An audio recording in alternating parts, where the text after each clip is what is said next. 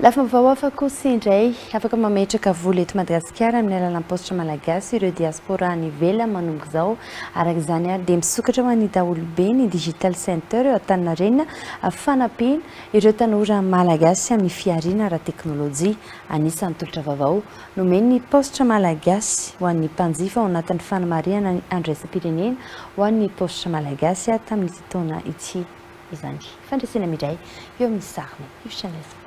Misokatra manomboka izao ny fomba fitahirizam-bola eto Madagasikara amin'ny alalan'ny postra malagasy ho an'ireo diaspora.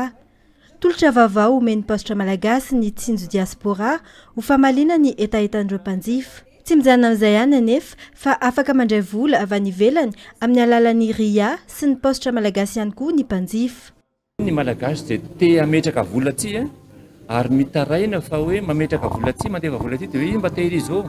Ino mba anamboarana trano tonga aty tsy vita akory le trano tsy hita akory naleny le vola dia amin'izao fotoana izao zany ho lansevantsika manomboka androany hoe épargne compte natao ho an'ny olona mipetraka any ivelany fa aty le vola no mipetraka manokatra compte izy any andafy fa aty ho compte io no mipetraka dia mandefa vola avy any andafy izy dia miditra direct amin'le compte-ny aty tsy mandalo tanan'izanizy zany zao vokatra vaovao vokarintsika androany.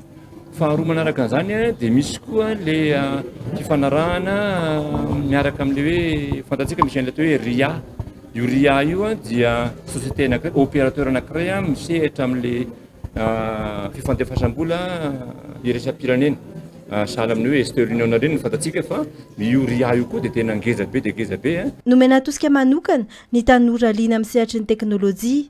Efa misokatra manomboka omaly ho an'ny daholobe ny digital center eo Antaninarenina mivoha 7 andro amin'ny 7 andro ary 420 ora amin'ny 420 ora. Izy zany no eritreretina hoe ahoana no ahafahantsika manampy ireo tanora malagasy amin'izany sehatry ny fiariana ara-teknôlôjia na tsy eto Madagasikara ka ilaina tokoa zany manana toerana ohatran'izao ahafahan'ny tanora aty amin'ny Antananarivo aty amin'ny centre ville aty izay ahafahan'zareo zany misikatra internet ahafahan'zareo mifampiresaka ahafahan'zareo misotro kafe kely ahafahan'zareo manomboka avoka pression ahafahan'zareo mivory satria araka ny vola zao dia misy salle de réunion misokatra ho an'ny daholobe le izy na ny mpanjifa tsotra fa ihany koa ireo société izay mety mila toerana hiviriana aty Antaninarenina. Notolorana fankasitrahana manokana ihany koa ireo atleta tamin'ny atletisme nandray anjara tamin'ny lalao nosy andiany faraika ambin'ny folo teto Madagasikara